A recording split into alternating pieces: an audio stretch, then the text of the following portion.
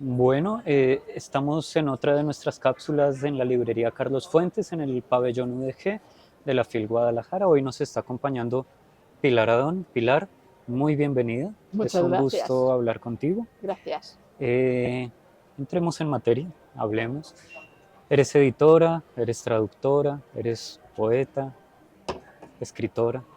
Eh, Admiro mucho el trabajo de Impedimenta, siempre los libros me han encantado en su materialidad, en su contenido, y más recientemente pues me he cruzado con tu obra, ¿no? Pero primero te conocí como editora. Quisiera que hablemos un poco sobre esos cruces de profesiones, que todos son del mismo mercado, del mismo comercio del libro, pero desde diferentes puntos. ¿Qué es eso de estar en esos diferentes puntos de una cadena? No surgen conflictos, la lectora no se pelea con la escritora y con la editora y con la comerciante. No, la verdad es que lo llevo bien porque por esto que estás explicando, mi vida actual y desde hace muchos años son los libros. Lo que más me interesa, obviamente, además de mis seres queridos, son los libros, el trabajo, la literatura, la traducción, la edición. Entonces, a través de los años he ido adaptando cada parcela a su determinado momento, su determinado lugar. Y puedo decir ahora mismo que bueno, lo compatibilizo todo bien, no tengo conflictos e incluso alguno que podría ser quizá un poquito más llamativo, un poquito más evidente, que es la labor de traductora con la labor de escritora. También sé parcelarlo, situarlo cada uno en su lugar y al final, en realidad, si lo piensas, es una especie de privilegio poder dedicar mi vida a algo que es en realidad lo que me apasiona desde niña, desde bien pequeña, que es la literatura. Me gusta que dices que son parcelas, ¿no? Porque hace pensar en el terreno que se tiene, que se parcela y se trabaja cada uno a su manera, ¿no? Sí. Eh, la labor de traducción, la labor de escritura, ejercicios creativos, generan pues también una reflexión en torno al oficio, ¿no? Hace unos días hablábamos, por ejemplo, de esta costumbre de hacer libros sobre libros. Cuéntanos un poquito, además leía en una entrevista que te hicieron en Ethic, Ajá.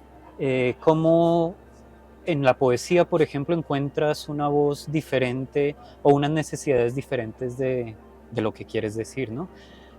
¿Qué has descubierto en cada uno de estos oficios que te permite ser una, tal vez una Pilar diferente o no? Sí, es verdad que, volviendo al tema de las parcelas, es como que entrar en cada una de ellas requiere un calzado distinto, por decirlo de alguna manera, un ropaje distinto. Las hay más agrestes, las hay más lisas, más accesibles. También depende del momento. Si siguiéramos así un poco bobamente con el símil de la naturaleza, dependería también de la estación, de cómo esté la humedad, etcétera. Pero eh, me sucede, por ejemplo, con la prosa y la poesía. Yo empecé escribiendo prosa, empecé escribiendo relato breve, eh, que la prosa la busco. En cualquier momento, o al menos esa es mi impresión, y obedece en realidad a bueno, pues a una constatación, puedo ponerme a escribir prosa en un tren, en un avión, en un hotel.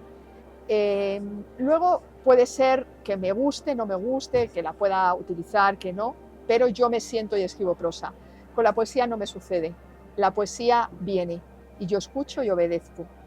Luego, obviamente, trabajo el verso, trabajo el poema, trabajo el texto, como hago con la prosa, pero es eso, a la prosa yo la llamo, la poesía me llama a mí. La traducción está obviamente en otro territorio, la traducción o elijo yo el texto o se me propone y entonces es un trabajo con una fecha de entrega, etcétera. Y la edición, si nos pusiéramos a hablar de edición, ya nos tiraríamos horas. Pero sí que es verdad que lo que me ha enseñado un género, otro género, sobre todo es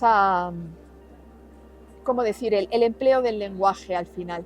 Creo que la poesía, que como te digo es un género al que llegué después de la prosa, después del relato, después de la novela, me ha hecho desnudar el lenguaje, buscar la palabra exacta, no necesitar adjetivar cuando se da con el sustantivo concreto. Y eso es algo que creo que he desarrollado sobre todo con la poesía y luego ha permeado también en la prosa.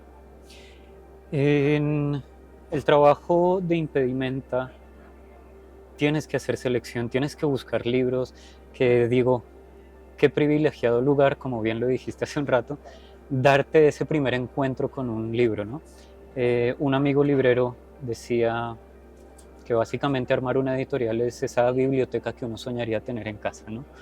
Pero además hay un punto ahí que me causa curiosidad y que quisiera preguntarte al respecto, y es, ¿en qué momento la lectora, ya ves, por ejemplo, esto que Borges decía, de que se enorgullecía sobre todo de sus lecturas, no tanto de su escritura, ¿en qué momento nace la necesidad en el cuerpo propio de sacar, no solo publicar autores, no solo hacer un trabajo de edición, de querer que el libro que uno leyó y conoció como lector quede, sino ir más allá y pasar por el tamiz de lo propio y de lo íntimo, ¿no?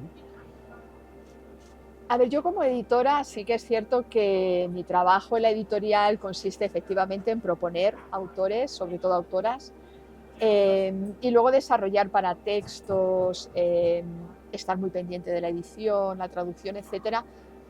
Y considero que ser editor, y esto a lo mejor te va a parecer un poco extraño que te lo diga yo, es un acto de generosidad inmensa de la que yo a veces carezco. Es decir, sí, a mí me interesa mucho eso, por ejemplo, Iris Murdoch, Penelope Fitzgerald, Joan Lindsay, son autoras que yo he traído a Impedimenta, y compartir esos libros con los lectores, etcétera, es algo que por supuesto me ha proporcionado un deleite inmenso, ¿no?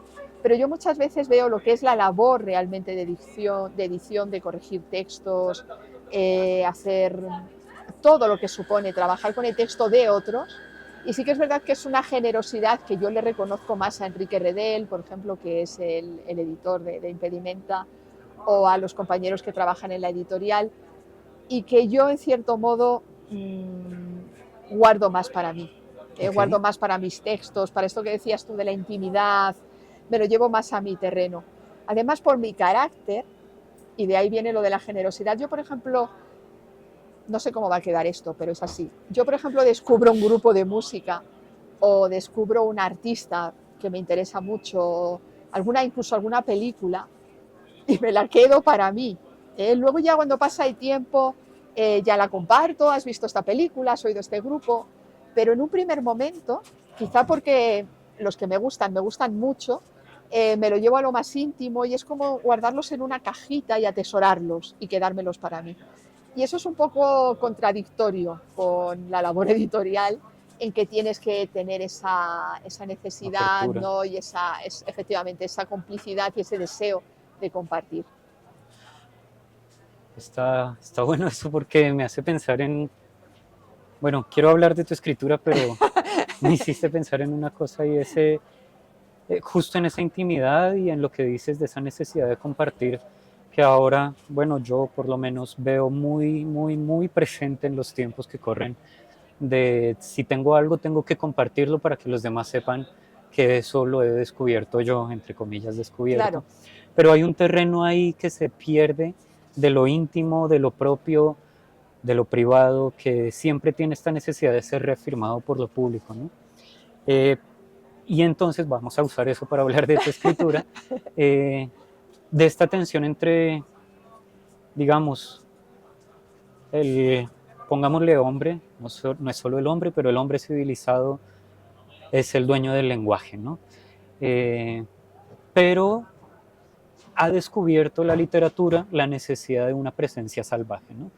En algún momento lo conversaba con, tal vez lo has leído, Santiago Beruete, esa tensión de lo salvaje y cómo la jardinería intenta ponerle un límite a eso salvaje.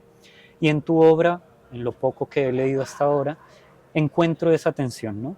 Esa tensión de cómo lo salvaje siempre está presente, pasando por un lugar íntimo que no es social, pero que sí sale de sí, ¿no? quiero preguntarte sobre eso, sobre qué es lo que sale de sí que no va a la sociedad y qué es lo que necesita ser social. Claro, cuando entramos en términos de la naturaleza y entramos en la naturaleza ajardinada, domesticada, a la que se le pone límites, todo eso a mí personalmente me chirría mucho. A mí me interesa una naturaleza vinculada directamente con cada uno de nosotros, quizá vaya muy relacionado con esto que acabamos de hablar de lo íntimo. ¿eh? Yo igual que necesito eso, tener como una especie de espacio mío, personal, donde guardo lo que realmente me interesa, con la naturaleza hago algo muy, muy similar. Identifico directamente la naturaleza que a mí me atrapa, la naturaleza no ajardinada, insisto, la naturaleza salvaje, lo que queda, con una manera propia, individual de mirarla. Si en algo necesito relacionar la naturaleza con lo social, es en el ámbito de la protección de la naturaleza, de salvar la naturaleza y dejar de destruirla, y de que seamos conscientes de una vez de que como individuos estamos destruyendo nuestro propio hábitat. Y tú hablabas del ser inteligente, creo que es lo menos inteligente que puede hacer un ser vivo, y es destruir el hábitat que le da el oxígeno le da el agua, le da el alimento, etcétera, y es lo que estamos haciendo. Entonces, lo único que pondría el término sociedad en relación con la naturaleza sería en esa necesidad de conciencia de una vez, de despertar a la realidad que vivimos, de no destruirla. Pero luego, en ese sentido, a mí me interesa mucho esta filosofía estadounidense de trascendentalismo, Thoreau, Emerson, esa necesidad de vínculo de una manera personal, ¿no? Identitaria, individual con la naturaleza, de experimentarla como individuos y de alguna manera trascender, ¿no? Esto, si lo pensamos bien, cada individuo sumado a otro individuo, sumado a otro individuo, si todos tenemos esa relación de amor y de cuidado de la naturaleza, hace que al final, obviamente, sumándonos seamos la sociedad, ¿no? Pero me interesa esa relación directa. Y desde luego, no poniéndole, ¿cómo decirte?, límites, ¿no? Y haciéndola útil para nosotros. El finalismo en la naturaleza es algo que no entiendo. La naturaleza no está ahí para nosotros, para nuestro deleite, para nuestra contemplación, para que al final la domestiquemos. La naturaleza está, nos precede, y lo ideal es que nos sobreviva. Sí, le sacamos la utilidad desde el lugar estético incluso, ¿no? Tal vez recuerdo, no, ahorita no me acuerdo el libro, tal vez Dalva, que publica Rata, que dice eso, el desierto está ahí, el desierto no es para hablar de él, hay que dejarlo. Y también un poco en otros libros he encontrado esa idea de la naturaleza, tenemos que buscar ese límite entre lo humano y lo natural, pero siempre está esta pulsión salvaje, incluso en tus personajes, Sí. y en la obra de las personas que se preguntan por ese lugar del ser humano en la naturaleza, que ha desbordado lo social, ¿no? Y bueno, también he leído un poco que tú me dirás qué opinas de eso, se encuentra particularmente en lo femenino. Esa pulsión de muerte, esa relación con el control de la vida y la muerte. Y yo creo que no voy a preguntar más. Si quieres decir algo al respecto. Es cierto que mis personajes en todo lo que escribo siempre son mujeres. Los hombres también aparecen, evidentemente, pero casi siempre como elementos disruptivos que aparecen en un momento en los relatos o en las novelas, reclamando algo que dicen que es suyo, y normalmente eso ya conduce al final. Y es cierto que, bueno, es verdad que durante mucho tiempo yo misma leí mucho sobre el ecofeminismo y la manera de relacionar el feminismo, la mujer, el cuerpo de la mujer con la naturaleza. Y esto daría para una conversación muy larga, porque hay temas que ciertamente me agradan y con los que comulgo y que subrayo, pero hay otros con los que directamente no. Hay ideas de eso, el cuerpo femenino, como el cáliz, el útero, el origen. que a mí todo esto la verdad es que se me escapa, porque seguir pensando actualmente, ¿no?, que en la mujer como un útero, como fuente de vida casi exclusivamente, es algo que me sobrepasa. Yo no soy madre, nunca quise ser madre, y durante mucho tiempo se me dijo que iba a ser vamos, que me iba a perder de manera voluntaria lo mejor que le puede pasar a una mujer en su vida. Se me condenó a la soledad por no querer ser madre.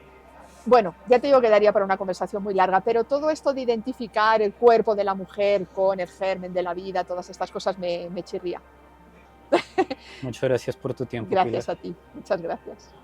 LCF, LCF, letras que nos transforman.